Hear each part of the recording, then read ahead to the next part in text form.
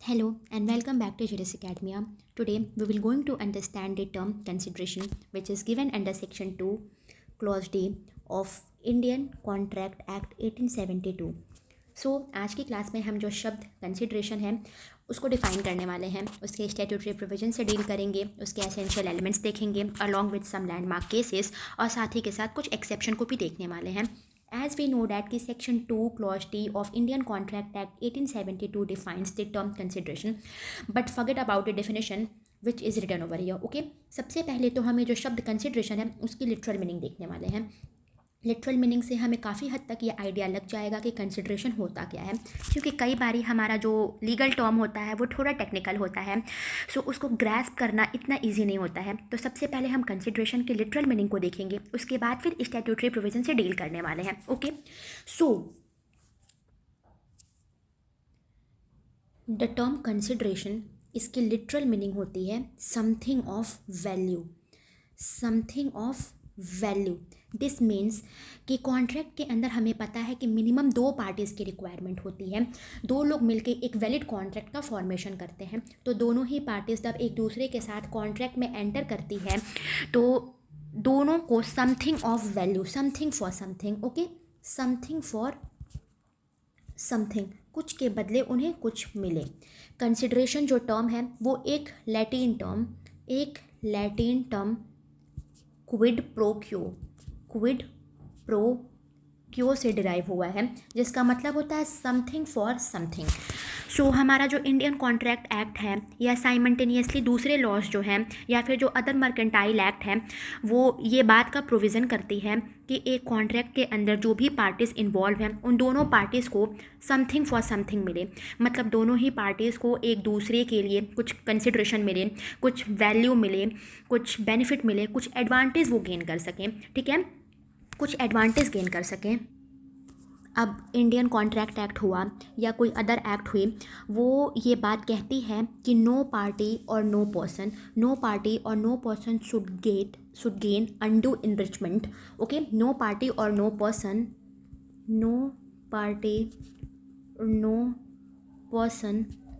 Should get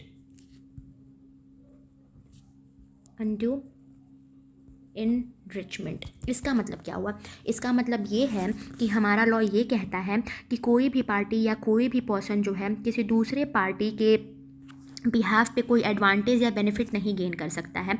अगर आप कोई एडवांटेज या बेनिफिट गेन कर रहे हो तो प्लीज़ मेक इंश्योर, ये इंश्योर करो कि आपके साथ जो दूसरी पार्टी है जिसके साथ आप कॉन्ट्रैक्ट में एंटर कर रहे हो उसको भी कुछ एडवांटेज मिले, वो भी कुछ बेनिफिट गेन कर सके.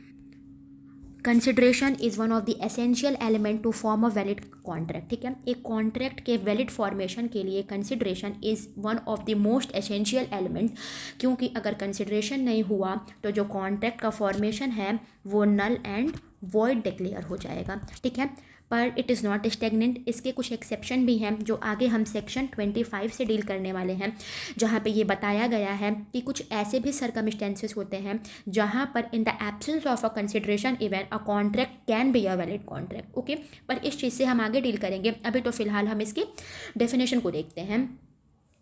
ओके, अब यहाँ नीचे ये बात कोट करी गई है कि under Indian law a promise without consideration is generally not enforceable because consideration is the price paid for the promise.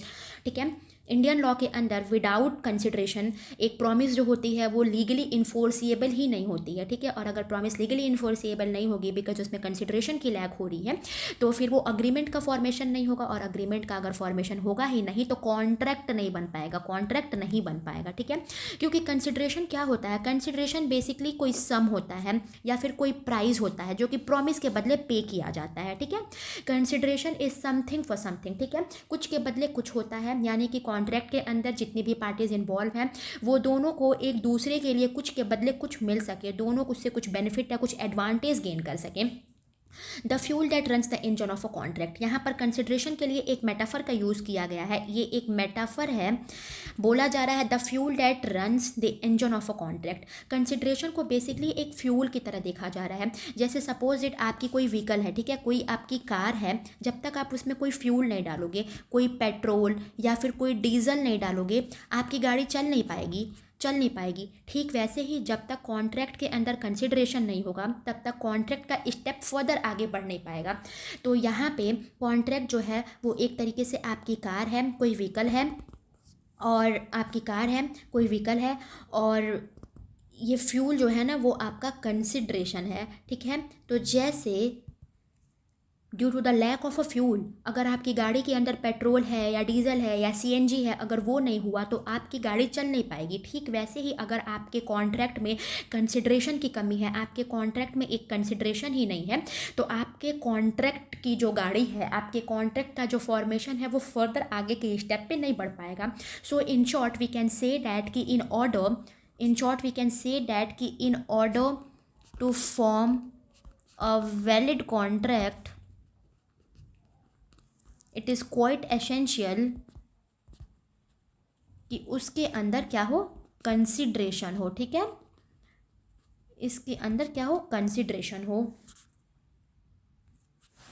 अब हमने यहाँ ऊपर एक बार ही देखा था कि इन कॉन्ट्रैक्ट एक्ट या फिर कोई भी दूसरी लॉ जो है वो ये बात का प्रोविज़न करती है कि नो पर्सन और no party should get unjust advantage और अनजस्ट इनरिचमेंट। ठीक है, जिसका मतलब होता है कि कोई भी पर्सन या कोई भी पार्टी किसी दूसरी पार्टी के बिहाफ पे बेनिफिट या एडवांटेज नहीं गेन कर सकती है, और अगर गेन कर रही है तो उसको इंश्योर करना होगा कि सामने वाली पार्टी को भी कुछ एडवांटेज या कुछ बेनिफिट मिले। इसका एक एग्जाम्पल देखते हैं जो वहाँ रह गया था। एग्जाम्पल में आप देख सकते हो कि सपोज इट आप स्टूडेंट हैं और आप किसी टीचर से पढ़ रहे हैं, तो यहाँ पे दोनों को समथिंग फॉर समथिंग मिलना चाहिए। ठीक है, समथिंग फॉर समथिंग मिलना चाहिए। आप टीचर से पढ़ रहे हो तो आपको टीचर को क्या देना पड़ेगा, यू हैव टू पे फ़ी। ठीक है, फ़ी पे करना पड़ेगा, और बदले में जो आपके टीचर हैं, आपके प्रोफेसर जो हैं, आपके जो टीचर हैं, उनको आपको क्या देना पड़ेगा, यू हैव टू पे अ फ़ी। और टीचर क्या आपको देंगे, वो आपको टाइम टू टाइम लेक्चर देंगे, आपको पढ़ाएंगे, आपकी क्लासेस लेंगे। ठीक है, तो तभी एक वैलिड कॉन्ट्रैक्ट आपके और आपके टीचर के बीच में बन पाएगा जब दोनों तरफ से कुछ लेन देन होगा, कुछ आदान प्रदान होगा। आप अपने टीचर को फ़ी दोगे और वो फ़ी के बदले आपको पढ़ाएंगे। ठीक है, अब एक चीज़ और, कॉन्ट्रैक्ट एक्ट के अंदर ये बोला गया है कि कंसिडरेशन तो एसेंशियल है। ठीक है, बिकॉज विदाउट कंसिडरेशन एक कॉन्ट्रैक्ट जो है वो वॉइड हो जाएगा।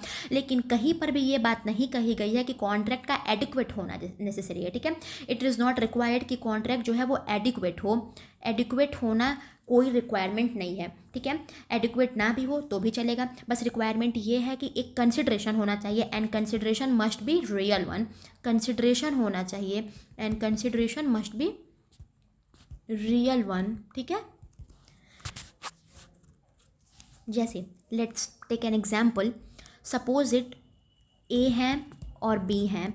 ए के पास एक फ़ोन है जिसकी वैल्यू जो है वो 1 लाख के अराउंड है, और वो बी को ऑफ़र कर रहे हैं कि मैं तुम्हें अपना फ़ोन जो है वो बेचना चाहता हूँ, पर उसकी वैल्यू क्या है, 1 लाख है। पर अब ए जो है वो अपने 1 लाख का फ़ोन जो है सिर्फ 100 रुपीज़ में बी को बेच रहे हैं। ठीक है, ये सिर्फ 100 रुपीज़ में बी को बेच रहे हैं। तो यहाँ पर लॉ उनको इस बात से डिबार नहीं करेगा कि भैया आपका फ़ोन 1 लाख रुपए का है तो आप सिर्फ 100 रुपये में क्यों बेच रहे हो। लॉ कुछ नहीं कहेगा।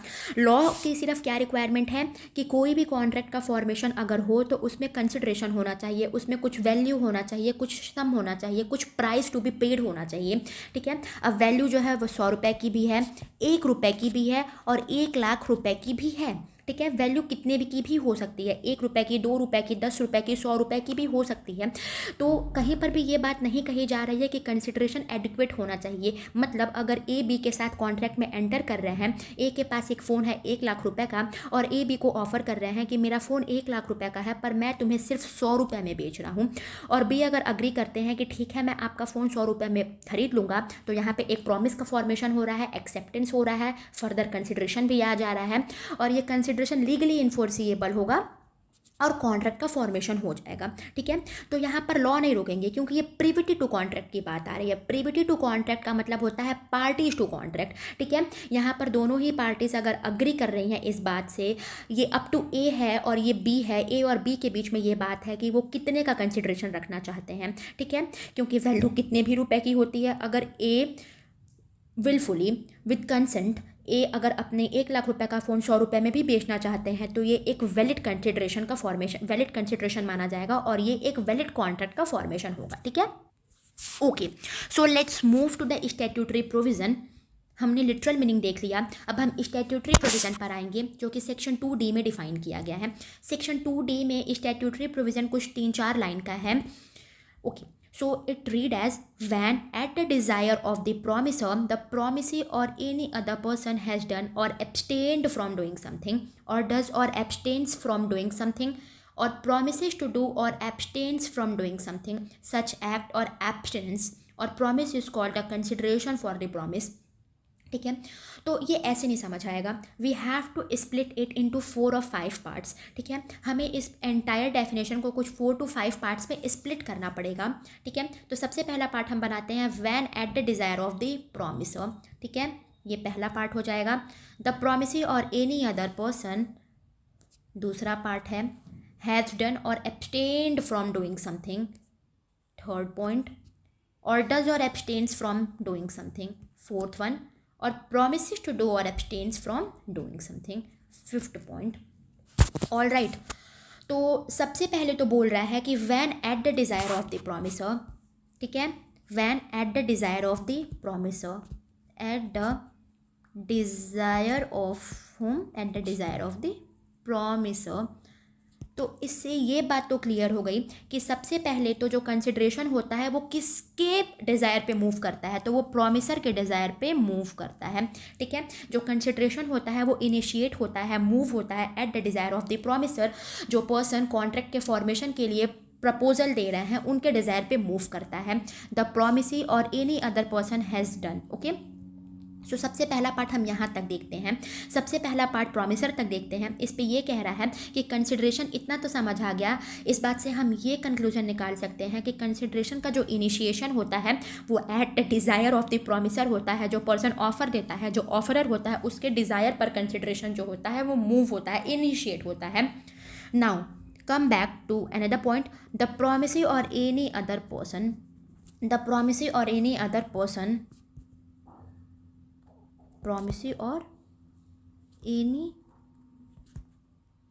अदर पर्सन, यहाँ पर एनी अदर पर्सन से क्या मतलब है, ठीक है। सो दूसरा कह रहा है कि अब कंसिडरेशन लेगा कौन, प्रॉमिसी लेगा। प्रॉमिसी कौन है, जिसके लिए प्रपोजल बनाया जा रहा है, जिसको ऑफर दिया जा रहा है बाय द प्रपोजल।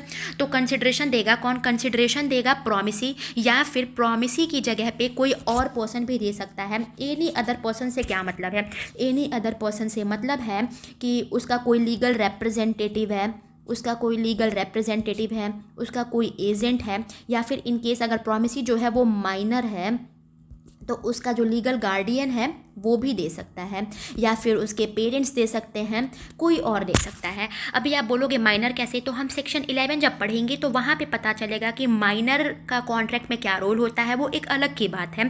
सो अभी तक हमने ये देखा कि जो कंसिडरेशन होता है वो eight the desire of the promiser पे मूव होता है। कंसिडरेशन देता कौन है, तो या तो प्रॉमिसी देता है या फिर प्रॉमिसी के बिहाफ पे कोई और पर्सन दे सकता है। एनी अदर पर्सन में कौन लोग आएंगे, प्रॉमिसी का कोई लीगल रिप्रेजेंटेटिव आ सकता है, उसका एजेंट आ सकता है, उसके गार्डियन आ सकते हैं, उसके पेरेंट्स आ सकते हैं, ठीक है। Now move to another points. So ये जो नीचे के 3 पॉइंट्स हैं ना, वो आपको 3 टेंसेस में देखने को मिलेंगे, पास्ट, प्रेजेंट एंड फ्यूचर, ठीक है।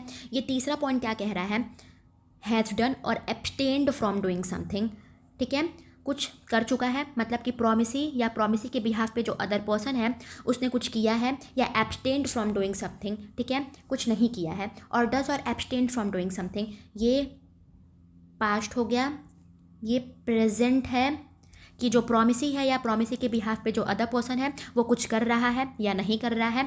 और the last one is promises to do और एब्सटेन फ्रॉम डूइंग समथिंग, या फिर प्रॉमिस कर रहा है, ये फ्यूचर की बात कर रहा है, ठीक है, ये फ्यूचर की बात कर रहा है, ये फ्यूचर की बात कर रहा है, ठीक है। सो जो प्रॉमिसी है या प्रॉमिसी के बिहाफ पे जो अदर पर्सन है वो प्रॉमिस कर रहा है कुछ करने की या फिर कुछ ना करने की, सो सच एक्ट और abstinence or promise is called a consideration for the promise. तो जो ऐसे एक्ट होंगे या जो ऐसे एब्सटिनेंस होंगे जो कि पास्ट, प्रेजेंट या फ्यूचर में किया गया था या किया गया है या किया जाएगा by the promisee or any other person, तो ऐसे एक्ट को, ऐसे एब्सटिनेंस को या ऐसे प्रॉमिस को हम क्या कहेंगे? कंसिडरेशन फॉर द प्रॉमिस कहेंगे। ठीक है, एक बार फिर से देखते हैं। सो ये कह रहा है कि when at the desire of the promisor, तो सबसे पहले तो कंसिडरेशन इनिशिएट होगा या मूव होगा eight the desire of the promiser, eight the desire of that person जिन्होंने कॉन्ट्रैक्ट के फॉर्मेशन का पहला स्टेप लिया है, जिन्होंने ऑफर दिया है। The promisee or any other person, promisee या प्रॉमिसी के बिहाफ पे कोई और पर्सन जो उसके बिहाफ पे एक्ट कर रहा है, चाहे उसका एजेंट हो गया, उसका लीगल रिप्रेजेंटेटिव हो गया, उसके गार्डियन या पेरेंट्स हो गए, वो क्या कर रहे हैं? Has done or abstained from doing something, वो कुछ, उन्होंने कुछ किया है या कुछ नहीं किया था, और does or abstains from doing something, या प्रेजेंट में कुछ कर रहे हैं या कुछ नहीं कर रहे हैं, और प्रॉमिसेस टू डू और एब्सटेन्स फ्रॉम डूइंग समथिंग, या फिर फ्यूचर की बात कर रहा है कि वो प्रॉमिस कर रहे हैं कि वो कुछ करेंगे या कुछ नहीं करेंगे। तो इन्हीं एक्ट्स, एब्सटिनेंस और इन्हीं प्रोमिसेस को हम कंसिडरेशन कहते हैं, जो कि एक one of the essential element है in order to create a valid contract. और यहाँ पर जो कॉन्ट्रैक्ट है उसको फ्यूल, यहाँ पे बेसिकली एक मेटाफर का यूज़ किया जा रहा है, the fuel that runs the engine of a contract. Okay, और जो हमने ऊपर भी देखा था कि आपकी गाड़ी है वो बिना पेट्रोल या इंजन के नहीं चल पाएगी, बिना पेट्रोल के, बिना ऑयल के, बिना डीजल के नहीं चल पाएगी। ठीक वैसे ही कॉन्ट्रैक्ट रूपी गाड़ी जो है, कॉन्ट्रैक्ट जो है उसमें जब तक कि आप कंसिडरेशन रूपी फ्यूल नहीं डालोगे तब तक उसका इंजन जो है वो वर्क नहीं करेगा। सो एक कॉन्ट्रैक्ट के वैलिड क्रिएशन के लिए इट इज़ क्वाइट एसेंशियल कि कंसिडरेशन हो उसमें प्रेजेंट। ठीक है, मीनिंग हमने देखा है कि consideration means something given in return for a promise, it may be act, abstinence or promise based on the principle of quid pro quo. ये सब हमने ऊपर लिटरल मीनिंग में देखा था कि कंसिडरेशन जो होता है वो कोई प्राइस होता है, कोई सम होता है, कोई वैल्यू होता है, something given in return for a promise. ये कोई एक्ट हो सकता है, कोई एब्सटिनेंस हो सकता है या कोई प्रॉमिस हो सकता है, जो कि एक प्रिंसिपल है क्विड प्रो क्यो, समथिंग फॉर समथिंग, उस पे बेस्ड करता है। ठीक है, समथिंग फॉर समथिंग पे बेस्ड करता है। अब हमने सेक्शन 2D में देखा था कि कंसिडरेशन जो होता है वो 3 तरीके से हो सकता है। कंसिडरेशन जो होता है वो 3 तरीके से हो सकता है। Consideration for past, present and future. Consideration for past, present and future. तो इसको हम एक कॉमन एग्जाम्पल से समझने की कोशिश करते हैं। एग्जाम्पल सेम रहेगा, बस उसमें पास्ट, प्रेजेंट और फ्यूचर को हम डाल देंगे। सपोज़ करो कि आप अपने घर के बगल वाली एक शॉप पे जाते हो। ठीक है, ये एक कोई ग्रॉसरी स्टोर है, ये कोई ग्रॉसरी स्टोर है। यहाँ पर आप जाते हो और शॉपकीपर से बोलते हो कि भैया मुझे 20 वाली एक चॉकलेट दे दो। ठीक है, 20 वाली एक चॉकलेट दे दो। ठीक है, यही कॉमन एग्जाम्पल रहेगा और इसी कॉमन एग्जाम्पल से हम इन तीनों को, पास्ट को, प्रेजेंट को और फ्यूचर तीनों को समझेंगे। ठीक है, तीनों को इसी से हम समझने वाले हैं। सो आप अपने घर की बगल वाली ग्रॉसरी स्टोर पे जाते हो और वहाँ जाके शॉपकीपर से कहते हो कि भैया मुझे एक 20 वाली चॉकलेट दे दो। ठीक है, सो शॉपकीपर अपने फ्रिज से एक चॉकलेट निकालता है और आपको दे देता है। ठीक है, अब उस शॉपकीपर के वहाँ पहले से आपके पापा ने कुछ पैसे जमा कर रखे हैं। ठीक है, कुछ पैसे जमा कर रखे हैं या फिर पहले से ही कुछ पैसे शॉपकीपर के वहाँ, आपके वहाँ से पड़े हुए हैं। ठीक है, तो आप सिंपली 20 रुपये का चॉकलेट लेते हो और कहते हो कि पैसा तो पहले ही दिया हुआ था, आप उसमें से 20 काट लेना। तो ये क्या हो गया? ये पास्ट कंसिडरेशन के एग्जाम्पल हो गया, ये पास्ट कंसिडरेशन का एग्जाम्पल हो गया। ठीक वैसे ही आप जाते हो, 20 का एक चॉकलेट लेते हो, एक हाथ से शॉपकीपर आपको चॉकलेट देता है 20 वाला और आप बदले में उसे 20 रुपये दे देते हो। ये प्रेजेंट हो गया, एक हाथ से आपने उसे पैसे दिए और एक हाथ से उसने आपको चॉकलेट दिया। तो ये प्रेजेंट कंसिडरेशन का एग्जाम्पल हो गया। वहीं पर आप सेम शॉपकीपर के वहाँ जाते हो और कहते हो कि मुझे एक 20 वाली चॉकलेट दे दो। ठीक है, वो आपको चॉकलेट दे देता है और आप उसे कहते हो कि मेरे पापा शाम को आएंगे और आपको 20 रुपये इस चॉकलेट के बदले दे देंगे। वो आपकी पहचान वाला था, उसने बोला ठीक है बेटा आप ले जाओ, मैं शाम को पैसे ले लूँगा। तो ये फ्यूचर कंसिडरेशन हो गया। आप यहाँ पर प्रॉमिस कर रहे हो कि मैं फ्यूचर में आपको 20 रुपये दे दूँगा, तो ये फ्यूचर कंसिडरेशन का एग्जाम्पल हो गया। प्रेजेंट का हो गया कि उन्होंने एक हाथ से आपको चॉकलेट दिया और आपने ठीक उसी टाइम पर उन्हें 20 रुपये दे दिए, और कुछ पैसे आपके पहले से पड़े हुए थे, तो आपने बस चॉकलेट लिया और बोला कि पैसे तो पहले से ही आपके वहाँ है, उसमें से आप 20 रुपीज़ माइनस कर लेना। ठीक है, 20 रुपीज़ माइनस कर लेना। तो ये पास्ट कंसिडरेशन का एग्जाम्पल हो गया। ठीक है, सो कंसिडरेशन कुछ नहीं है। कंसिडरेशन बस एक तरीके से आप देख सकते हो कि एक वैल्यू होती है, कुछ प्रॉमिस होता है, price paid for the promise होता है। ठीक है, जो कि हम कॉन्ट्रैक्ट में रखते हैं, एक पार्टी दूसरे पार्टी को देती है। ये कोई एक्ट हो सकता है, कोई एब्सटेंस या प्रॉमिस हो सकता है। एंड ऑलवेज रिमेंबर कि कंसिडरेशन पास्ट, प्रेजेंट और फ्यूचर तीनों के लिए होता है। ठीक है, विदाउट कंसिडरेशन एक कॉन्ट्रैक्ट जो है वो कभी भी वैलिड नहीं होगा। ठीक है, कंसिडरेशन के बिना जो कॉन्ट्रैक्ट है वो वॉइड हो जाएगा। अब क्विकली एक बार हम 2D को देख लेते हैं। क्विकली एक बार 2D को देख लेते हैं। I am going to erase this one ताकि कुछ स्पेस मिल जाए। ठीक है,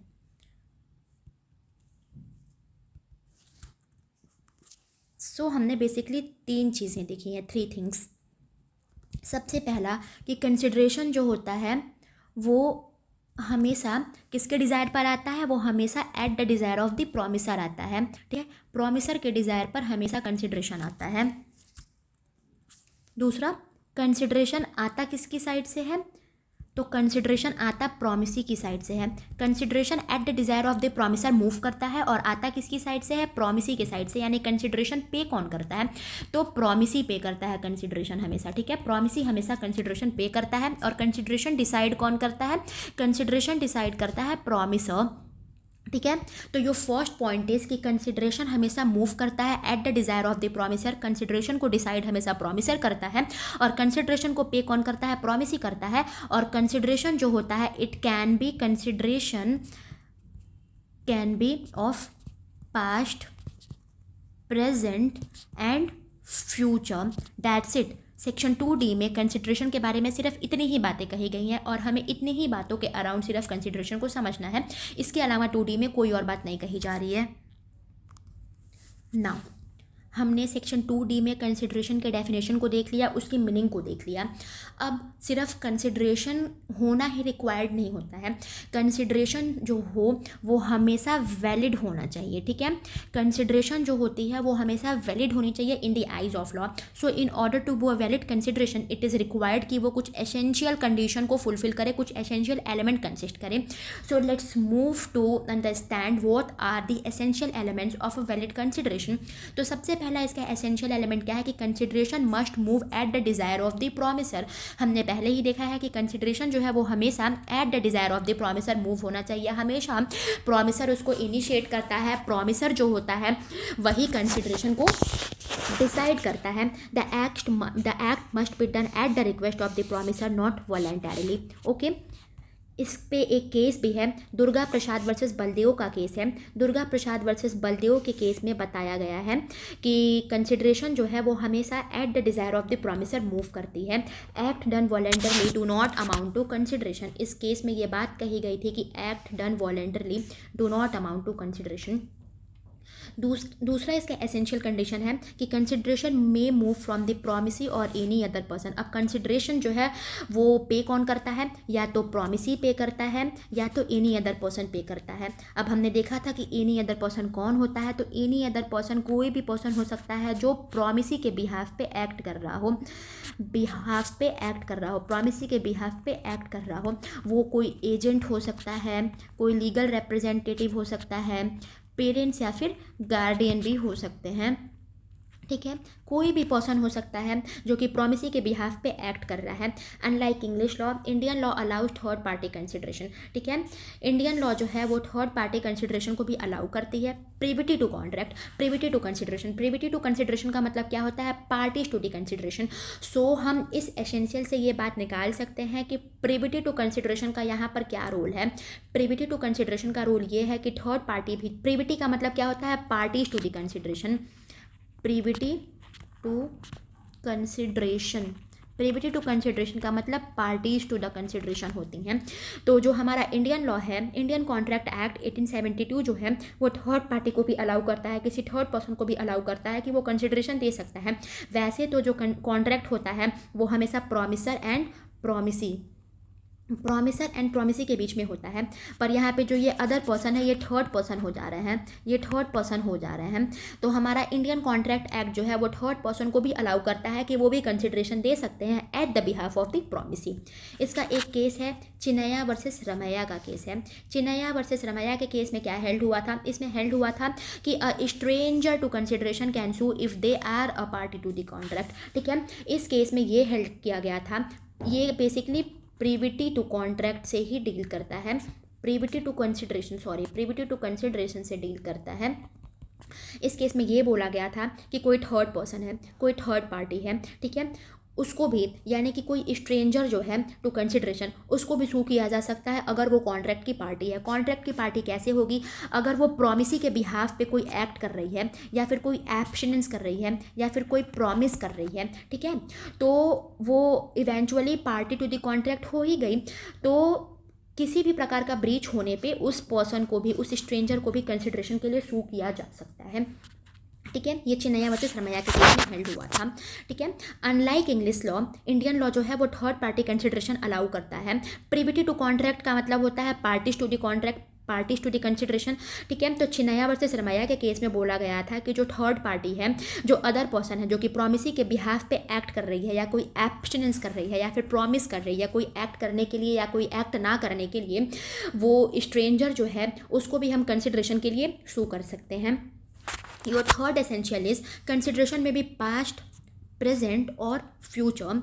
ठीक है, पास्ट, प्रेजेंट और फ्यूचर का मतलब क्या है, पास्ट कंसिडरेशन भी हो सकता है, प्रेजेंट कंसिडरेशन भी हो सकता है और फ्यूचर के लिए भी कंसिडरेशन दिया जा सकता है। अब पास्ट, प्रेजेंट और फ्यूचर से क्या मतलब है, पास्ट, प्रेजेंट और फ्यूचर से मतलब है पास्ट कंसिडरेशन का मतलब होता है कि कोई भी ऐसा एक्ट या actions which has already been done, जो कि पहले से ही किया जा चुका है। ठीक है, प्रेजेंट कंसिडरेशन का मतलब है एक्ट बीइंग डन, कोई काम अभी भी हो रहा है, कोई अभी भी काम हो रहा है। और फ्यूचर कंसिडरेशन का मतलब act to be done later, ये एग्जीक्यूटरी इन नेचर है, मतलब यहाँ पर प्रॉमिस किया जा रहा है कि कोई काम फ्यूचर में किया जाएगा, अभी एग्जीक्यूट करना बाकी है। ठीक है, सो जो पास्ट कंसिडरेशन होता है वो एग्जीक्यूटेड इन नेचर होता है, कोई भी ऐसा काम जो ऑलरेडी एग्जीक्यूट किया जा चुका है, जो कि हो गया है। प्रेजेंट कंसिडरेशन जो अभी चल रहा है, एग्जीक्यूट हो रहा है। और एग्जीक्यूटरी मतलब जो कि अभी फ्यूचर में होने वाला है। ठीक है, अभी प्रॉमिस किया जा रहा है कि होगा। ठीक है, Indian law recognises all this three, Indian law के अंदर पास्ट, प्रेजेंट और फ्यूचर तीनों ही तरह के कंसिडरेशन को वैलिड कंसिडरेशन माना गया है। इट इज़ नॉट दैट कि सिर्फ प्रेजेंट कंसिडरेशन ही एक वैलिड कंसिडरेशन है, ऑलरेडी पास्ट में जो कंसिडरेशन हो चुका है वो भी वैलिड है और आने वाले कल में फ्यूचर में जो कंसिडरेशन होगा वो भी वैलिड होगा। हमने एक एग्जाम्पल से देखा था, इसको फिर से देखते हैं। आप शॉप पे जा रहे हो, चलो दूसरा एग्जाम्पल लेते हैं।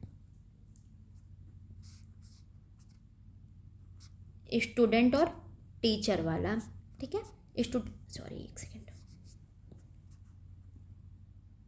स्टूडेंट एंड टीचर का एक एग्जाम्पल लेते हैं।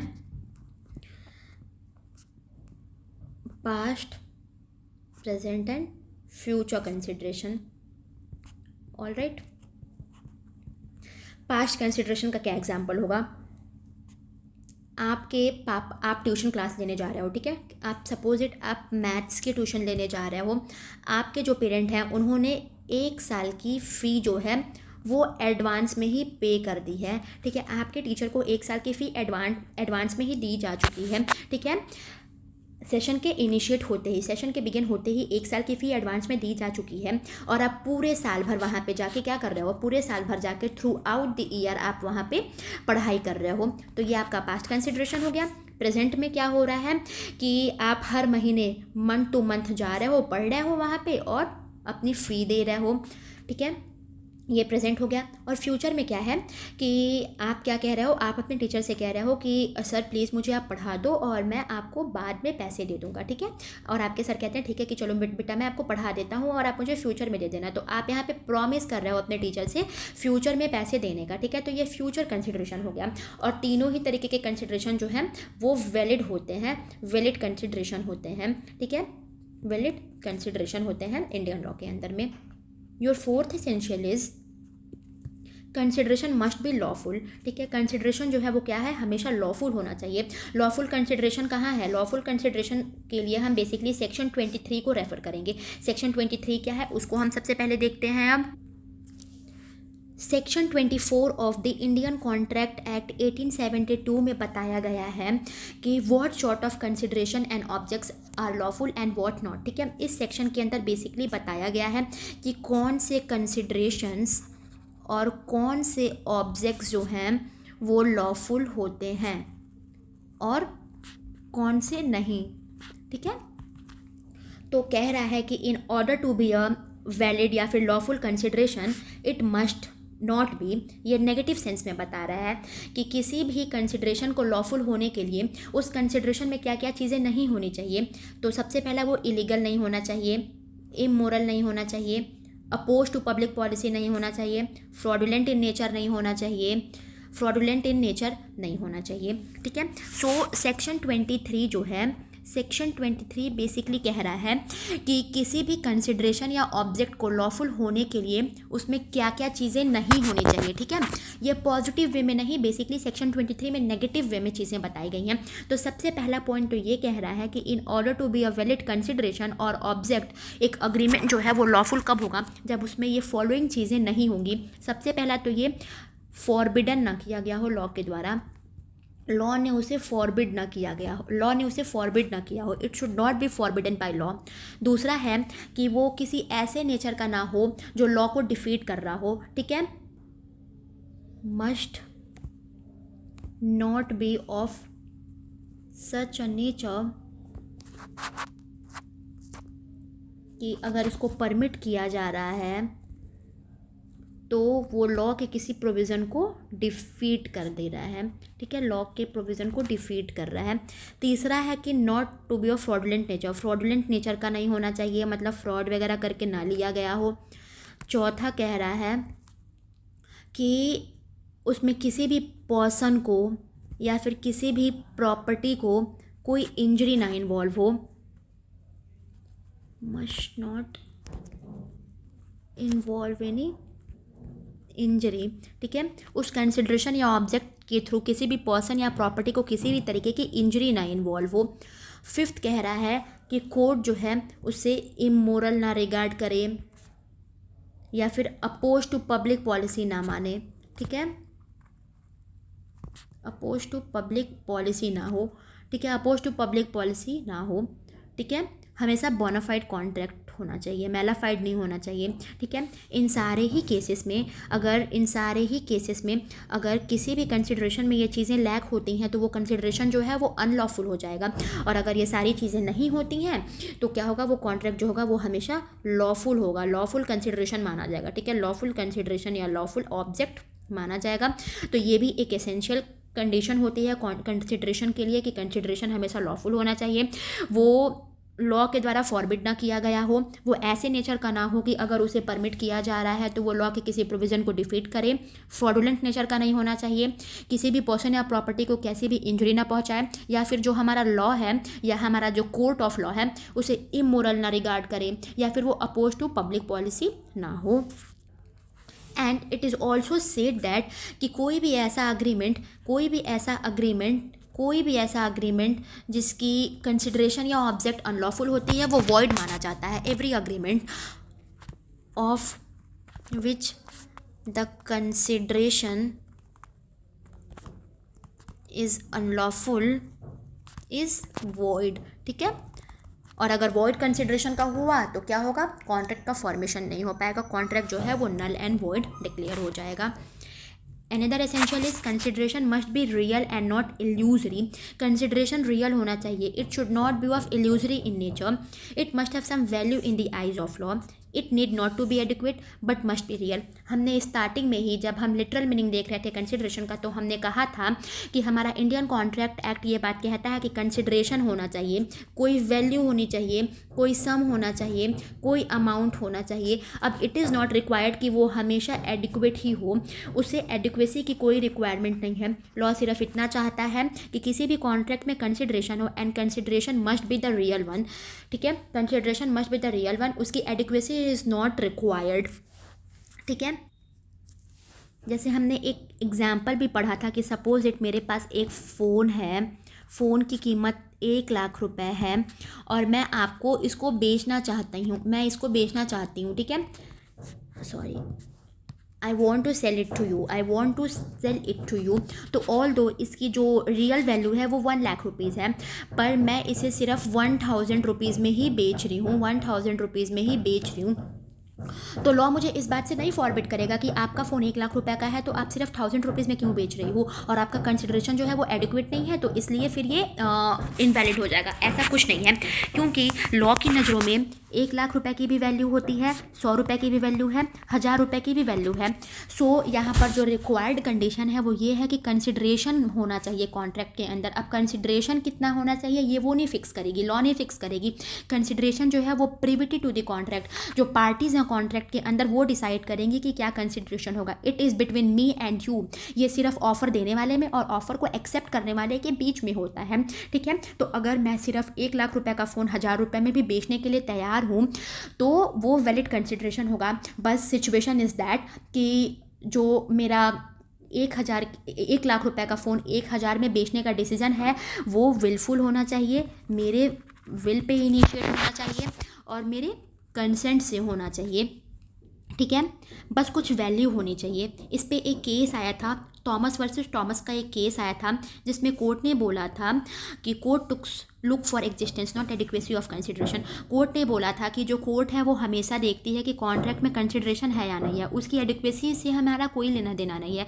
We are not desirous to look कि कंसिडरेशन की एडिक्वेसी क्या है, हमें सिर्फ इस बात से मतलब है कि कंसिडरेशन होना चाहिए। एक और इसमें लैंडमार्क केस है, Chidambara Iyer and others versus PS रंगा अय्यर का केस है। मैं यहाँ पे कोट कर देती हूँ, Chidambara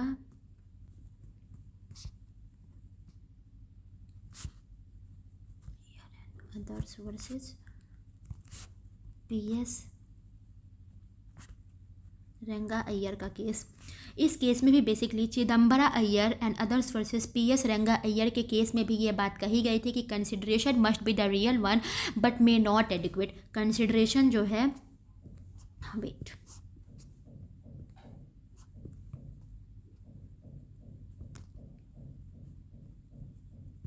consideration must be the real one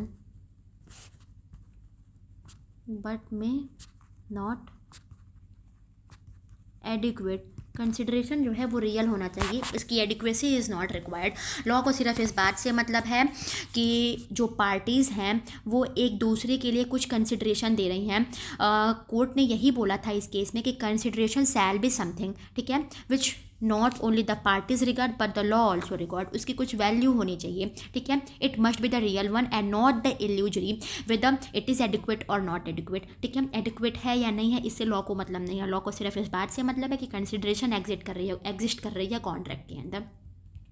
adequacy of consideration, adequacy of consideration explanation 2 to section 25 में हम देखेंगे। Consideration need not to be adequate, it must be real.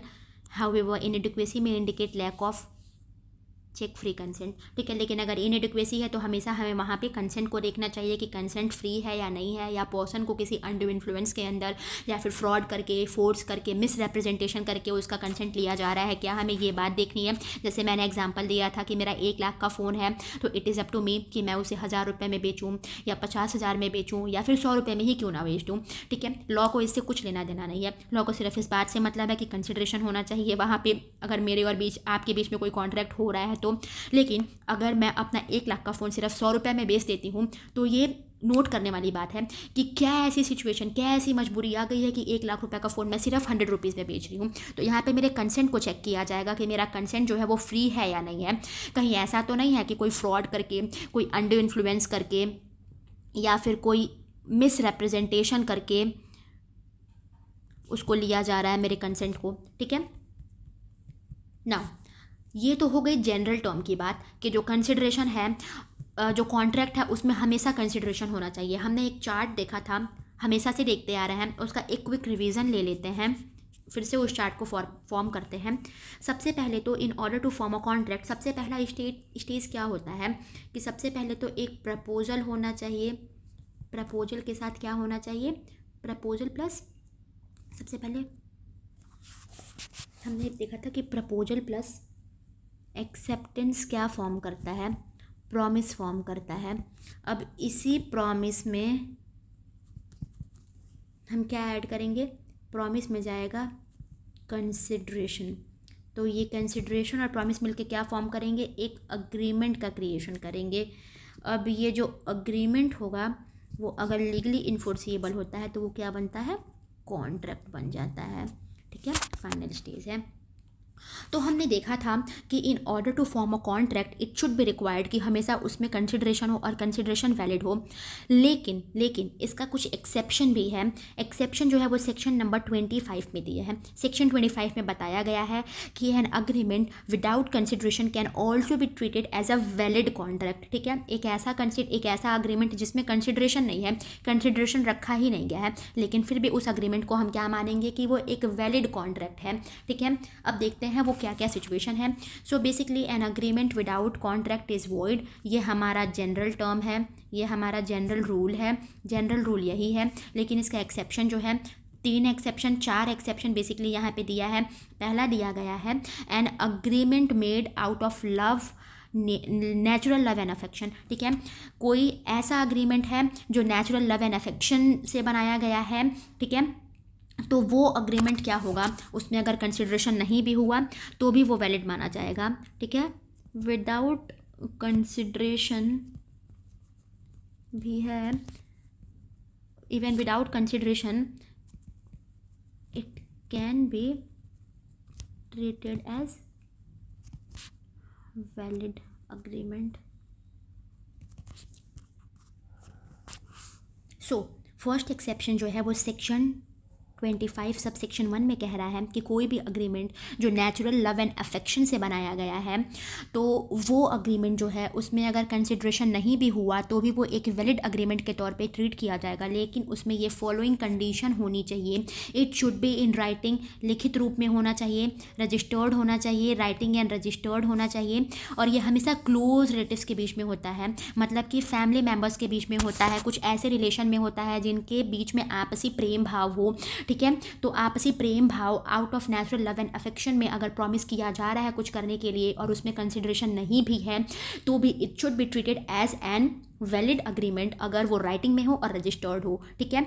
इसको आप इलस्ट्रेशन नंबर बी से समझ सकते हो। सेक्शन 25 के इलस्ट्रेशन बी में बताया गया है कि ए जो है वो out of natural love and affection से अपने बेटे बी को प्रॉमिस करते हैं। मतलब ए जो है वो फादर हैं और बी जो है वो सन है, ठीक है। यहाँ पे बिटवीन क्लोज रिलेटिव्स की बात करी गई है, तो ए और बी क्लोज रिलेटिव है, ए फादर है और बी सन है। ये इलस्ट्रेशन जो है वो सेक्शन 25 के इलस्ट्रेशन बी में दिया गया है, जिसमें बोला जा रहा है ए फादर हैं वो out of natural love and affection जो उनके बेटे के प्रति है, बी के प्रति है, वो प्रॉमिस कर रहे हैं कि वो 1000 रुपीज़ जो है वो अपने बेटे को देंगे। Promises to give 1000 rupees to his son B, ठीक है। और ये राइटिंग में है, इन राइटिंग है और साथ में रजिस्टर्ड है, ठीक है। ऑल दो इसमें कंसिडरेशन नहीं है, बी की तरफ से कोई कंसिडरेशन नहीं आ रहा है, ठीक है। लेकिन ये out of natural love and affection है और ये राइटिंग में भी है, रजिस्टर्ड भी है, तो ये क्या होगा, वो एक वैलिड कंसिडरेशन के तौर पे ट्रीट किया जाएगा, वैलिड कंसिडरेशन के तौर पे ट्रीट किया जाएगा। वैसे तो जनरल रूल ये है कि कोई भी ऐसा कॉन्ट्रैक्ट, कोई भी ऐसा अग्रीमेंट जिसमें कंसिडरेशन की कमी है, कंसिडरेशन है ही नहीं, तो वो हमेशा वॉइड हो जाएगा, वो वैलिड हो ही नहीं सकता है। लेकिन सेक्शन 25 में इसका 3-4 रूल एक्सेप्शन दिया है। पहला ये कह रहा रहा है कि कोई भी अग्रीमेंट जो out of natural love and affection बनाया गया है, out of natural love and affection हमेशा क्लोज रिलेशंस में होता है और वो राइटिंग में है, रजिस्टर्ड है, तो वो हम अग्रीमेंट को वैलिड मान लेंगे। यहाँ पे ए फादर जो है वो नेचुरल लव एंड अफेक्शन के कारण अपने बेटे बी को प्रॉमिस करते हैं कि मैं तुम्हें 1,000 रुपये दूंगा और ये रिटर्न में है, रजिस्टर्ड है, ठीक है। ऑल दो बी के तरफ से कोई कंसिडरेशन इनिशिएट नहीं किया जा रहा है, बी के तरफ से कोई कंसिडरेशन नहीं दिया जा रहा है, तो भी इस कंडीशन में भी कंसिडरेशन ना होते हुए भी एक वैलिड कंसिडरेशन माना जाएगा, ठीक है। वैलिड कॉन्ट्रैक्ट का फॉर्मेशन कर रहा है, वैलिड कॉन्ट्रैक्ट का फॉर्मेशन कर रहा है, ठीक है। अब हम आएंगे पॉइंट नंबर 2 पे, जो एक्सेप्शन 2 है। एक्सेप्शन 2 क्या है? Promise to compensate for past voluntary service, voluntary. Now जो सेकेंड एक्सेप्शन है वो है promise to compensate for past voluntary services, promise to pay past voluntary services. इसको हम एक सिचुएशन से समझने की कोशिश करते हैं, जो कि सेक्शन 25 क्लॉज 2 में तो ये दिया है। सेक्शन 25 के इलस्ट्रेशन बी से समझते हैं, इलस्ट्रेशन बी से इसको समझते हैं हम। इलस्ट्रेशन सी है, इलस्ट्रेशन सी से समझते हैं। सपोज इट कि आप कहीं रास्ते से जा रहे हो और आपको एक गिरा हुआ पर्स मिल गया और आपको पता क्या चलता है कि वो आपकी नेबर आंटी का पर्स है, वो पर्स जो है वो आपकी नेबरहुड में रहने वाली आंटी का है, ठीक है। आप देखते हो, आपको पता चलता है कि वो पर्स जो आपको रास्ते पे गिरा हुआ मिला है वो आपकी पड़ोस में रहने वाली आंटी का है। आप वो पर्स उठाते हो, लाके आंटी को देते हो और कहते हो आंटी ये मुझे रास्ते में पड़ा हुआ मिला, ये प्लीज़ आप अपना ले लो। आंटी जो है आपकी इस ऑनेस्टी से बहुत ज़्यादा खुश हो जाती हैं and she promises to you कि वो आपको इसके लिए 50 रुपीज़ देंगी, ठीक है। वो आपको इसके लिए 50 रुपीज़ देंगी, ठीक है। तो यहाँ पे ऑल दो कंसिडरेशन तो है नहीं, यहाँ पे ये जो पूरा सिचुएशन है वो आपने वॉलंटरली करा है, ये eight the desire of the promiser नहीं मूव हो रहा है। ऑल दो आंटी जो है यहाँ पे प्रॉमिस कर रही हैं कि वो आपकी ऑनेस्टी से खुश होकर आपको 50 रुपये देंगी, लेकिन ये जो पूरा प्रकरण है वो आंटी के डिज़ायर पे, eight the desire of the promisor move हुआ नहीं था, इनिशिएट हुआ नहीं था, ये आपने वॉलंटरली करा है, ठीक है। लेकिन आपको आंटी यहाँ 50 रुपये देने की प्रॉमिस कर रही है। तो the question is here is that कि क्या अगर आंटी बाद में 50 रुपये देने से मना कर दें तो आप क्या कोर्ट ऑफ लॉ में उन्हें सू कर सकते हो, ठीक है। अगर आप कोर्ट ऑफ लॉ में जाते हो और आंटी से कहते हो कि आपने मुझे 50 रुपये देने का प्रॉमिस करा था और अभी आप नहीं दे रही हो, तो वो ये कह सकते हैं कि मैंने बोला था क्या कि मेरा पर्स जो गिर गया उठा के लाओ और मुझे दो, तुमने खुद ने दिया है, अब मैं नहीं दूंगी तुम्हें 50 रुपये। तो ये मैंडेटरी नहीं है, लेकिन फिर भी अगर आपने प्रॉमिस किया है तो यू हैव टू पे इट, ठीक है। तो यहाँ पर ये एक्सेप्शन कह रहा है कि कोई भी ऐसा एक्ट जो पास्ट में वॉलंटरली किया गया है वो eight the desire of the promiser नहीं मूव हो रहा है, ठीक है। Eight the desire of the promiser नहीं मूव हो रहा है, eight the desire of the promiser नहीं मूव हो रहा है, ठीक है। ये वॉलंटरली करा गया है, वॉलंटरली करा गया है, ठीक है। उसमें कोई कंसिडरेशन नहीं है, ठीक है। फिर भी वो एक वैलिड कॉन्ट्रैक्ट का फॉर्मेशन करेगा, ठीक है, वैलिड कॉन्ट्रैक्ट बनाएगा। And another exception is promise to pay a time barred debt. Time barred debt है, अगर टाइम बार डेट पे करने की प्रॉमिस की गई है तो वो भी अगर उसमें कंसिडरेशन नहीं है तो इन दैट केस वो भी एक वैलिड कॉन्ट्रैक्ट का फॉर्मेशन करता है। बट द सिचुएशन इसकी वो हमेशा राइटिंग में होना चाहिए और साइंड होना चाहिए, it should be in writing and signed होना चाहिए। सो इस थर्ड पॉइंट को समझने के लिए वी हैव टू अंडरस्टैंड कि टाइम बार डेट होता क्या है। तो सपोज इट एक सिचुएशन क्रिएट करते हैं, ठीक है। सबसे पहले हमें टाइम बार डेट समझना होगा। टाइम बार डेट क्या होता है? सपोज इट कि कोई ए है, ठीक है, उन्होंने मिस्टर बी को क्या किया है, मिस्टर बी को उन्होंने 1000 रुपीज़ जो है वो क्या किया था, उन्होंने उधार दिया हुआ था, 1000 रुपीज़ उन्होंने उसे डेट दिया था। तो यहाँ पे ए कौन है? यहाँ पे ए जो है वो क्रेडिटर है और बी कौन जो है वो प्रिंसिपल डेटर है, ठीक है। बी जो है वो प्रिंसिपल डेटर है। सो जो ए क्रेडिटर है उन्होंने बी प्रिंसिपल डेटर को 1000 रुपीज़ क्या किया था, दिया था। इन्होंने कब दिया था? 1 जनवरी को। अभी 2026 चल रहा है, 2025 का लेते हैं। 2025 के 1 जनवरी को ए जो है उन्होंने बी को 1000 रुपीज़ दिया था और इन दोनों के बीच में ये हुआ था कि बी जो है, बी ने प्रॉमिस करा था कि वो 31 मार्च को 2025 में ही, मतलब कि 3 महीने के अंदर अंदर बी ने बोला था कि मैं भैया ए तुम्हें तुम्हारे 1000 रुपये वापस लौटा दूंगा। पर होता क्या है? होता ये है कि ये जो होता है ये अपने प्रॉमिस से चूक जाते हैं। 31 मार्च बीत जाता है, 31 मार्च बीत के कुछ दिन चला जाता है, लेकिन बी जो होते हैं वो ए को पैसा वापस नहीं करते हैं, ए को पैसा वापस नहीं करते हैं। तो होता क्या है कि जो लॉ है लिमिटेशन लॉ जो है, Indian limitation act, limitation law जो है वो बेसिकली, सपोज करो एक एग्जांपल ले लो कि वो 6 मंथ्स तक का टाइम देता है ए को, कि अगर मान लो 31 मार्च 2025 को बी ने प्रॉमिस करा था 1,000 रुपये उधार का चुकाने को ए को, और बी जो है उन्होंने लेप्स कर दिया, वो फेल कर गया अपने प्रॉमिस को, उन्होंने ए को पैसा नहीं चुकाया। तो अब जो लिमिटेशन लॉ है, सपोज कर लो कि वो 6 महीने का टाइम जो है वो बी को देता है, 6 महीने का टाइम बी को देता है, सॉरी ए को देता है, ए को कहता है कि आप 6 महीने के अंदर अंदर अपने रिकवरी के लिए सूट फाइल कर सकते हो अगेंस्ट बी, ठीक है। 1 महीने के लिए लिमिटेशन लॉ जो है वो 6 महीने का टाइम प्रोवाइड कराता है ए को, कि ए आप रिकवरी सूट के लिए, पैसे को रिकवर करने के लिए एक सूट फाइल कर सकते हो अगेंस्ट बी 6 मंथ से अंदर अंदर। लेकिन ये 6 महीने का टाइम जो होता है वो लेप्स हो जाता है, ए जो है वो सूट नहीं फाइल कर पाते हैं। तो अब लॉ की नज़रों में जो 1,000 रुपये उन्होंने बी को दिया था उसकी वैल्यू क्या हो गई, वो जीरो हो गई। उसकी वैल्यू क्या हो गई, उसकी वैल्यू जो है वो जीरो हो गई। लॉ ने बोला था कि भले ही आपने ए जो है, आपने बी को 1,000 रुपये जो है वो 3 महीने के लिए उधार पे दिया था, बी ने प्रॉमिस किया था कि मैं 31 मार्च को पूरे पैसे दे दूंगा, लेकिन बी जो है वो लेप्स कर जाते हैं और पैसे नहीं दे पाते हैं। तो अब लिमिटेशन लॉ ए को एक रेमेडी देता है, एक राइट देता है, बेसिकली राइट ये देता है कि आपके पास 6 महीने का टाइम है, आप 6 महीने के अंदर अंदर बी के अगेंस्ट एक रिकवरी सूट फाइल कर सकते हो और अपने सारे पैसे रिकवर कर सकते हो। लेकिन किसी कारणवश जो ए है वो रह जाते हैं और वो उन 6 महीने का उपयोग नहीं कर पाते हैं और रिकवरी सूट नहीं फाइल कर पाते हैं। तो अब टाइम लेप्स होने के बाद लॉ की नज़रों में जो उन्होंने बी को 1,000 रुपीज़ डेट दिया था उसकी वैल्यू जीरो हो गई। अब ए के पास कोई राइट नहीं है। लेकिन इवेंचुअली क्या होता है, over a period of time B को रियलाइज होता है कि उन्होंने गलत करा है and he have to pay to a 1,000 rupees which was given by him in 2025, ठीक है। तो अब बी क्या है, बी कहते हैं कि चलो मैं तुम्हें, जो तुम्हारा टाइम बार डेट हो चुका है, टाइम बार डेट जो हो चुका है, जो 1,000 रुपये तुमने दिया था मुझे, वो मैं तुम्हें वापस कर दूंगा, ठीक है। तो यहाँ पे भले ही वो eight the desire of the promiser नहीं मूव हो रहा है, लेकिन फिर भी बी यहाँ पे जो प्रॉमिस कर रहे हैं जिसमें कोई कंसिडरेशन नहीं है कि मैं तुम्हें तुम्हारे दिए हुए 1,000 रुपये वापस कर दूंगा, वही क्या है, promise to pay a time barred date, ठीक है। बी जो है वो प्रॉमिस कर रहे हैं कि मैं तुम्हें तुम्हारा टाइम बार डेट जो है वो चुका दूंगा 1,000 रुपये। तो ये प्रॉमिस क्या है, ये प्रॉमिस जो है इसमें भले ही कंसिडरेशन नहीं है, इट लैक्स कंसिडरेशन, ठीक है, लेकिन फिर भी एक वैलिड कॉन्ट्रैक्ट का फॉर्मेशन कर रहा है एंड द कंडीशन इज़ कि वो हमेशा राइटिंग में होना चाहिए और साइंड होना चाहिए, ठीक है। तो इस सिचुएशन में भी भले ही कंसिडरेशन नहीं है लेकिन फिर भी वो एक वैलिड कॉन्ट्रैक्ट की तरह ट्रीट किया जाएगा। Another situation is completed gifts. Completed gift में कह रहा है कि gifts are valid even without consideration. अब जो गिफ्ट होता है उसमें कंसिडरेशन की रिक्वायरमेंट नहीं होती है, दोनों ही पार्टीज को समथिंग फॉर समथिंग नहीं मिलता है। ए जो है वो बी को सपोजिट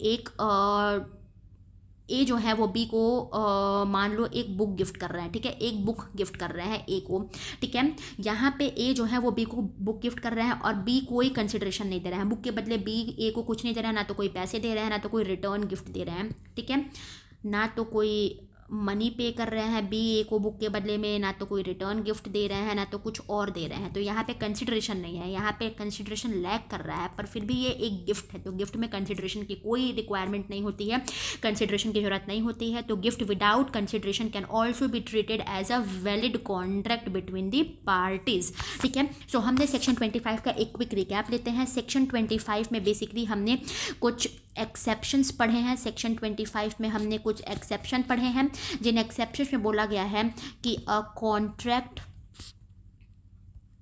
विदाउट सेक्शन 25 में हमने कुछ एक्सेप्शन पढ़े हैं। एक्सेप्शन में बोला गया है कि an agreement without a contract can also be without a consideration, यहाँ पे होगा, इट्स माई मिस्टेक, ठीक है। सो सेक्शन 25 में एक्सेप्शन दिया, एक्सेप्शन में बोल रहा है कि an agreement without consideration can also B a valid contract. Situation क्या क्या है, पहला ये है कि नेचुरल लव एंड अफेक्शन में होना चाहिए, नेचुरल लव एंड अफेक्शन होना चाहिए and it should be in writing and registered. दूसरा कह रहा है कि पास्ट की कोई वॉलेंटरी सर्विसेज होनी चाहिए। थर्ड कह रहा है टाइम बार डेट होना चाहिए, एंड फोर्थ कह रहा है कि it should be a completed gift. अगर ये चार चीज़ें हैं तो इन चार सिचुएशन में भी अकॉर्डिंग टू सेक्शन 25 के हिसाब से अगर कोई ऐसा अग्रीमेंट है जो नेचुरल लव एंड अफेक्शन में किया जा रहा है, पास्ट वॉलेंटरी सर्विसेज के लिए किया जा रहा है, टाइम बार डेट है या फिर कंप्लीटेड गिफ्ट है, तो इन सिचुएशन में भी अगर कंसिडरेशन नहीं होता है तो भी वो अग्रीमेंट जो है वो एक वैलिड कॉन्ट्रैक्ट का फॉर्मेशन करेगा। ठीक है, इंपॉर्टेंस ऑफ कंसिडरेशन क्या क्या है? इंपॉर्टेंस में कह रहा है कि it forms the foundation of a contract, contract का फाउंडेशन करता है, क्योंकि हमने बार बार ये चीज़ देखी है कि एक कोई भी अग्रीमेंट जिसमें कंसिडरेशन नहीं होगा तो वो वॉइड माना जाएगा और कॉन्ट्रैक्ट का फॉर्मेशन ही नहीं करेगा। दूसरा कह रहा है distinguishes a contract from मियर a promises. अगर कंसिडरेशन आ जाता है तो ये कॉन्ट्रैक्ट को प्रॉमिस से डिस्टिंग्विश करता है। ठीक है, इंश्योर म्यूचुअल ऑब्लिगेशन को डिसाइड करता है, बिकॉज हमने देखा है समथिंग फॉर समथिंग होता है, दोनों ही पार्टीज कुछ कुछ गेन करती हैं। It is a promise, price to pay a promise. And the fourth one is makes the agreement legally enforceable. ठीक है, कंसिडरेशन प्लस अग्रीमेंट मिलके क्या करते हैं? एक लीगल इन्फोर्सिएबल अग्रीमेंट बनाते हैं और फिर वो कॉन्ट्रैक्ट में कन्वर्ट होती है। तो कंसिडरेशन की बहुत इंपॉर्टेंस होती है एक कॉन्ट्रैक्ट के लिए, एक्सेप्ट द सेक्शन 25। ठीक है, नाउ एक क्विक कंक्लूजन हम देख लेते हैं कि कंसिडरेशन जो होता है वो फाउंडेशन होता है कॉन्ट्रैक्ट के लिए। It reflects the principle of quid pro क्यो, something in return something for something. ये इंश्योर कराता है कि दोनों ही पार्टीज जो हैं, अगर ए और बी हैं तो दोनों के बीच में एक म्यूचुअल ऑब्लिगेशन हो, फेयरनेस एंड लीगैलिटी को इन्फोर्स किया जाता है। और विदाउट कंसिडरेशन एक कॉन्ट्रैक्ट जो है जनरली एग्जिस्ट ही नहीं करती है, वो नल एंड वॉइड बन जाती है। इसका सिर्फ एक ही एक्सेप्शन है जो सेक्शन 25 में दिया हुआ है, 25(1), 2 एंड 3 के अंदर में। Consideration is the soul of a contract, it is an another metaphor. ये एक दूसरा मेटाफर है जो बोल रहा है कि कंसिडरेशन जो होती है वो कॉन्ट्रैक्ट की आत्मा होती है। जैसे एक बॉडी जो होती है विदाउट सोल सर्वाइव नहीं कर पाती है, ठीक वैसे ही एक कॉन्ट्रैक्ट विदाउट कंसिडरेशन सर्वाइव नहीं कर सकती है। विदाउट कंसिडरेशन एक कॉन्ट्रैक्ट का फॉर्मेशन नहीं हो सकता है। सो कॉन्ट्रैक्ट बहुत ही एसेंशियल होती है। सो आज की क्लास में हम बस इतना ही डिस्कस करेंगे, इसके आगे की चीज़ें हम नेक्स्ट क्लास में डिस्कस करेंगे। But before ending the lecture कुछ क्विक MCQs हम देखते हैं, कुछ क्वेश्चंस देखते हैं जो कंसिडरेशन के ऊपर बनाए जाते हैं। सबसे पहला क्वेश्चन है consideration under the Indian contract act 1872 is defined under, किस सेक्शन में डिफाइन किया है? तो हमें पता है कि सेक्शन 2D में डिफाइन किया है, सेक्शन 2D में डिफाइन किया गया है। 2A में क्या है? 2A में ऑफर को बताया गया है। 2B में क्या है? एक्सेप्टेंस और प्रॉमिस को बताया गया है। 2D में क्या है? कंसिडरेशन बताया जा रहा है। एंड 10 में क्या है? एसेंशियल कंडीशंस हैं कॉन्ट्रैक्ट के लिए, एक वैलिड कॉन्ट्रैक्ट के लिए एसेंशियल कंडीशन है, या फिर what agreements are contract. All right, तो सेक्शन 2D जो है वो सही आंसर होगा। सेक्शन 2D में कंसिडरेशन को डिफाइन किया गया है। Another question is which of the following best explain the term consideration. 4 आपके पास यहाँ पे ऑप्शंस हैं। पहला है motive behind a promise, something done voluntarily, something given in return for a promise, moral obligation.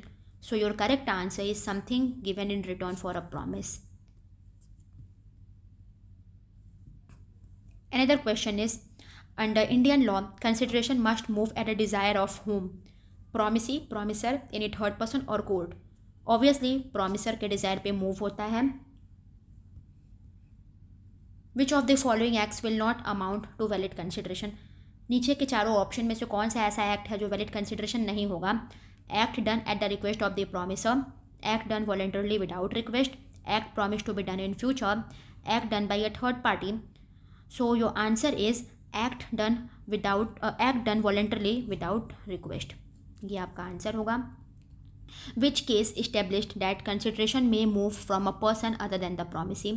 Durga Prasad versus Baldev, Chinnaiya versus Ramaiah, Thomas versus Thomas और मुहुरी बीवी versus Dharmodas Ghosh.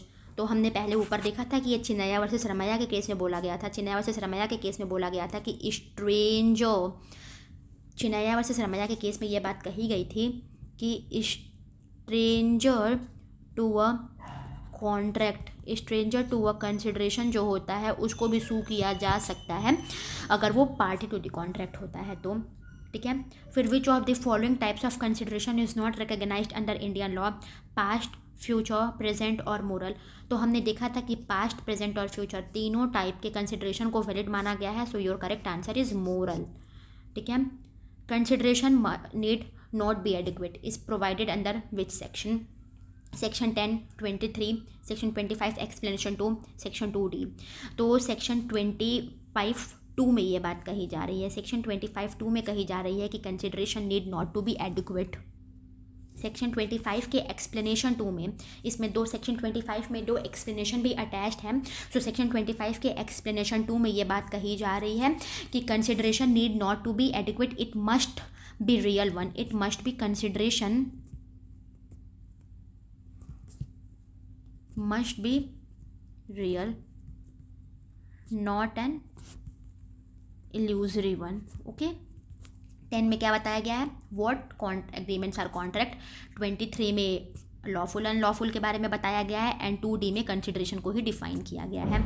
ठीक है, lawful unlawful object and consideration, and 10 में बेसिकली कौन से अग्रीमेंट कॉन्ट्रैक्ट होते हैं। सो your correct answer is section 25 explanation 2। Another question is an agreement without consideration is generally void होता है, और इसका एक्सेप्शन कहाँ दिया है? सेक्शन 25 में 3 सिचुएशन है जहाँ पर जनरल रूल तो ये है कि एक अग्रीमेंट विदाउट कंसिडरेशन जो होता है वो जनरली वॉइड होता है, लेकिन इसका एक्सेप्शन सेक्शन 25 में दिया है कि कोई भी ऐसा कॉन्ट्रैक्ट जो नेचुरल लव एंड अफेक्शन से बनाया जा रहा है, पास्ट की कोई वॉलंटरीली सर्विसेज हैं, या फिर कोई टाइम बार डेट है, या कोई कंप्लीटेड गिफ्ट है, तो इन सिचुएशन में कोई भी कॉन्ट्रैक्ट या अग्रीमेंट जो है विदाउट कंसिडरेशन है, उस कंडीशन में भी उसको हम वैलिड मानेंगे एंड लॉफुल मानेंगे, वो इनफोर्सिएबल होगा। Next question is which of the following is not an exception to the rule? No consideration, no contract. Agreement made out of natural love and affection, ये 25 के सबसेक्शन 1 में दिया है। Promise to pay a time barred date 25 के subsection 3 में है। Agreement oppose to public policy, ये section 23 में दिया है। And promise to compensate past voluntary services से सेक्शन 25 के सबसेक्शन 2 में दिया है। सो बेसिकली ये एक्सेप्शन की बात कर रहा है, it is talking about an exception. So हमने देखा है कि एक्सेप्शन सेक्शन 25 ही है, तो ये एक्सेप्शन है, ये एक्सेप्शन है, ये एक्सेप्शन है। तो योर करेक्ट आंसर इज कि agreement oppose to public policy जो है ये एक्सेप्शन के अंदर नहीं फॉल करेगा, ये सेक्शन 23 है। सो ये आपका करेक्ट आंसर होगा। Another question is consideration is said to be unlawful if it is inadequate, executory, illusory, immoral or opposed to public policy. So answer immoral or opposed to public policy होगा as पर section 23। Section 23 में बोला है कि अगर कोई भी consideration जो है वो इमोरल नेचर का है या अपोज टू पब्लिक पॉलिसी है, तो उसको हम सेक्शन 23 के अकॉर्डिंग मानेंगे कि वो अनलॉफुल है। Next, which case is associated with the principle that consideration must be real and not illusory? Durga Prasad versus Baldev, Chinnaiah versus Ramaiah, Thomas versus Thomas, Lalman Shukla versus Gauri Dutt. तो थॉमस वर्सेस थॉमस के केस में बोला गया था कि the required condition is that कि consideration जो है वो हमेशा एग्जिस्टेंस में होना चाहिए, consideration must be real and not illusory. So your correct answer is Thomas versus Thomas. A completed gift is void without consideration, voidable, valid even without consideration and illegal. So answer valid even without consideration section 25 में दिया है। subsection 3 में past consideration under Indian law means act done after the promise, act done simultaneously with the promise, act done before the promise, act promised to be done later. So correct answer क्या है? पहले से ही कुछ किया जा चुका है या नहीं किया गया है, act done or abstained from doing something. So act done before the promise, correct answer. Which of the following statement is true? Consideration must always be adequate, consideration must always move from the promise, consideration must be past present और future, consideration can be imaginary. So इसमें से correct answer क्या है? Consideration must always be adequate, ये तो नहीं होगा क्योंकि इनएडिक्वेट कंसिडरेशन भी होते हैं। Consideration must always move from the promise, नहीं, हमेशा प्रॉमिसर से मूव होता है। Consideration may be past present और future. And last one is consideration can be imaginary, नहीं, कंसिडरेशन हमेशा रियल होता है। सो करेक्ट आंसर क्या है? थर्ड वन है, consideration may be past present और future. The principle quid pro quo refers to something for something, promise without obligation, something in return, gratuitous promise. So something in return ये एक legal term है quid pro quo, जिसका मतलब होता है something in return, कुछ के बदले कुछ। So आज की क्लास को हम यहीं पे एंड करते हैं। Please do like, share, comment and subscribe to our YouTube channel which is JOS Academia. Thank you for watching. आगे की चीज़ें हम नेक्स्ट क्लास में कंटिन्यू करेंगे। तब तक के लिए please do like share comment and subscribe to our YouTube channel which is JOS Academia। Thank you for watching.